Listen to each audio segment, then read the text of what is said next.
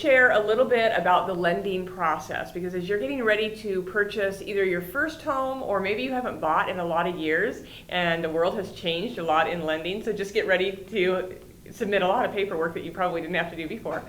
I just wanted to introduce you to somebody in the lending field that's going to answer some questions today so that you'll realize it's really not as big and scary as a lot of people make it out to be. So I just want to introduce Kendra from Evergreen Home Loans. Hey. And Kendra, we know that going to the lender for people is it's like going to the dentist. Yeah, or just exposing yourself. You just feel like you're telling so many secrets. And let's face it, life happens. We've all had you and I have had stuff all happen. the time. So, yes. I mean, you just became a grandma. Yeah, I did. Yeah, so there you go. Surprise! Didn't plan that one.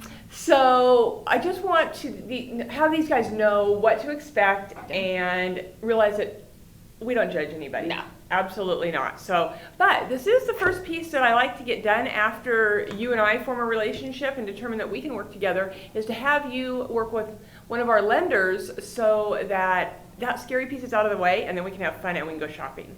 So Kendra, what can they expect on their initial either call or meeting with you? Yeah, so typically we like to start the process by just getting to know a little bit about them.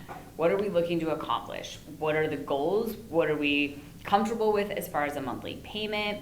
How do we get them from point A to point B as seamlessly as possible, hopefully with the least amount of torture and paperwork involved, and then explain how that goes. So typically the process starts with getting that information, getting to know a little bit about them, what their goals are. One of the important things that I like to tell clients when they're looking for a lender is find somebody that is going to help you with not a transactional purchase, but somebody that is looking to help you for the long term.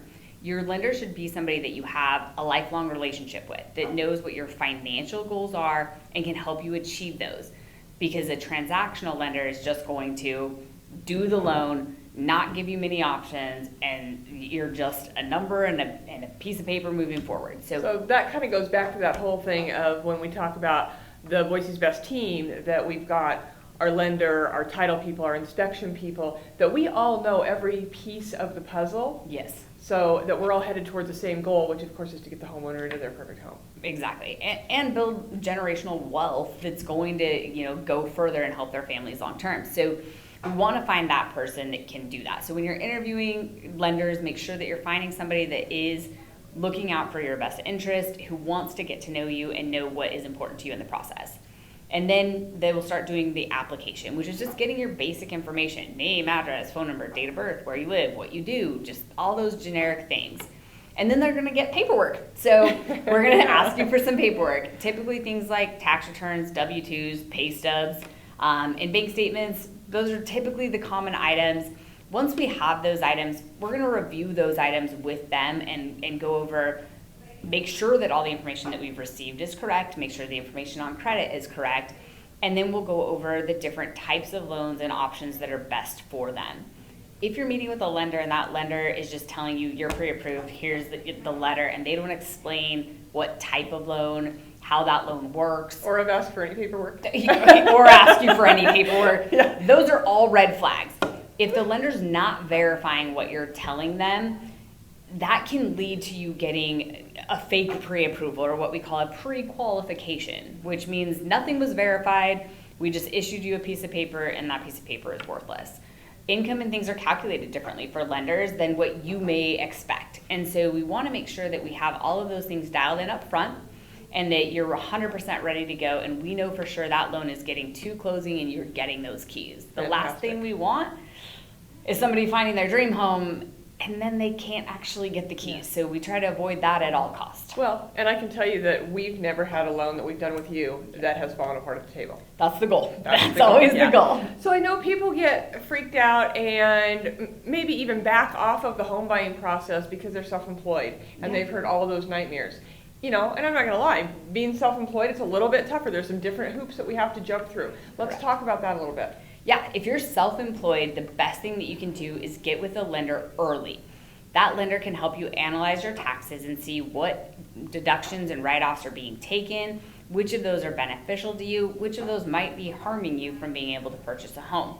there are things that you as a self-employed person can take as a deduction that we add back and still count as income. There's other deductions that maybe aren't as helpful. And so we can walk you through what those look like and build a plan. So if those numbers maybe aren't great this past tax year, but the new tax year is coming, meet with a lender first so they can help to evaluate that situation and make sure that you're ready to go. Okay, and I know that a lot of people that don't consider themselves employed, but they're on a 1099, not a W-2. Yes. Same story. Same story. So Same if story. you are a W-2 employee and your employer decides they're going to move you to be a contractor, you are now self-employed. That income is changed, and you have to have a history of that income before we can use it. So typically it's 12 months on taxes. So if you started that job January 20th as a 1099 contractor, you aren't going to have 12 months on paper until the next tax year. So you're really 2 years out. So if you're going to be making a transition to becoming self-employed, keep that in mind so that you can be prepared for waiting or buying prior to any of those changes. Okay. I know we have talked a lot about people that do change jobs, and whether, if they change from being a cook to a car salesman, or if they change from being a cook to a server. Yep. How those can all work together or not. Yes, so if we can associate the type of work and type of income, that's totally fine. Now, that doesn't mean change jobs 6 times in a year. That still isn't super good for the process. But if you're working in one industry, say you're working as a teacher at a school, and your primary focus is education, and now you go get a job at the airlines, but you're teaching education, totally fine. It doesn't matter. The type of work you're doing is the same.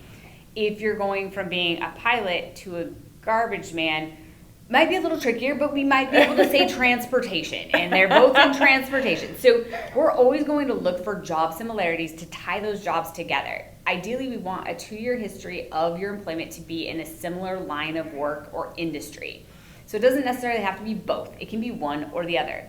And so a lot of industries you can tie together. If you're a cook and now you're a server, you're still in restaurants. Right. That works. But the one thing you do have to be careful of is if you're a cook, you're probably paid hourly.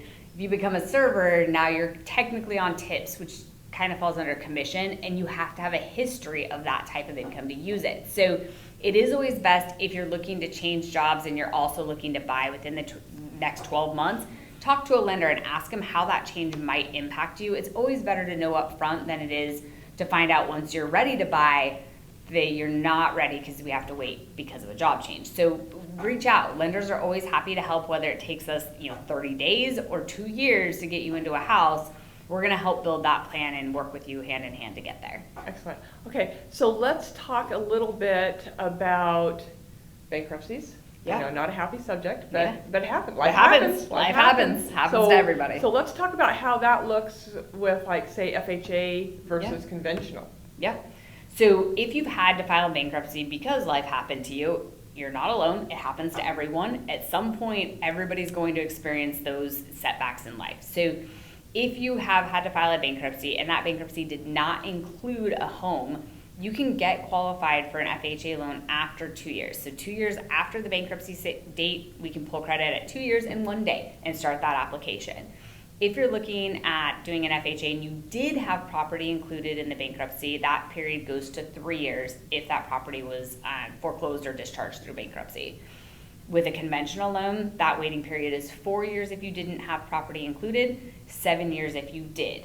So it can be a really long period of time before you can get back to a conventional loan. In this current market, we're still seeing foreclosures even though properties have value. So if you're in a position where you're unable to make your payments, please reach out to your realtor and talk to them. You may be able to still sell that property and cash flow enough money to help with rents for a couple of years while you rebound and pay off some of the debts that are holding you back. Yeah, right now is probably the only market that I've seen in a long, long time where I just want to beg people that can't make payments to come talk to me because I can probably sell your house and you can walk away with a check. Exactly. So, all right, so finally I always say last thing and then we always say more. There's always a few more. One last thing. So the happy day has come, and we have got a house under contract, we've got our appraisal, everything is good, and we're 2 days before closing, and we pull credit again because that is something you're going to do right before you fund this loan. And lo and behold, they have a beautiful new pretty boat. Yes, they do. Okay, yeah, please don't. Okay, so or furniture. There's a few things in the lending process that you want to avoid, and we will make sure that we tell you this multiple times, but it's something to be aware of. When you start the process to get pre-approved to buy a home, we're going to pull your credit. We're going to see what's there, and we're qualifying you based on those items. Now, if you happen to decide to buy a boat, or you ordered a boat a year ago and it finally got here, great. We may not be able to buy that until this loan closes. Adding that debt will show on credit. The second you have another credit inquiry, we know. We're going to call you. We're going to find out what took place. We have to document it. If you did open credit, we have to show what the new credit was and how much the monthly payment is, and you have to qualify with that new debt. If you cannot, we cannot close that loan. There's no worse experience to have than being 2 days before you're supposed to get your keys and finding out you're going to now be living in the new shiny boat.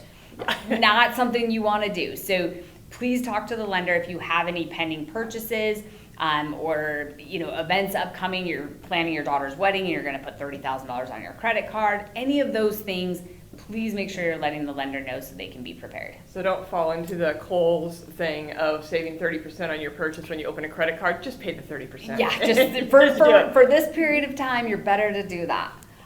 The one thing that we did talk about a little while back that is important for clients to know also is that the creditors are now selling your information to other lenders. So the second that you have a lender pull your credit, you will start to receive solicitation calls from other lenders who have bought that information from the credit bureaus. The lender that pulled your credit did not sell your information, nor would they want to sell your information to another lender, but it is happening. My take on that is if you have other lenders reaching out to solicit you for business, they're probably not busy. And if they're not busy in the market we're in right now, maybe they're not very great at what they're doing. So you may want to just have that conversation and know what's out there. I always just say, let them know you already have the assistance that you need, but it is something to be aware of. You can stop that before it starts by registering your information on the Do Not Call registry, but it is something that's happening that clients should be aware of. Kind of like all the realtors that are calling me about my house. Yes. If I want to sell it, I just go, I'm a realtor. Oh, and that just got awkward. Yeah. So, Kendra, I really appreciate you helping us out on this. Hopefully this has put you guys at ease. Reach out to me. Let's get an appointment set up with Kendra or one of my other lenders. I always go to that lending appointment with you so that you've got that extra set of ears, because it's kind of like going to the doctor. You hear what you want to hear, and sometimes things get left out. So again, we want this to be a team experience, and we want you to be in your next home soon.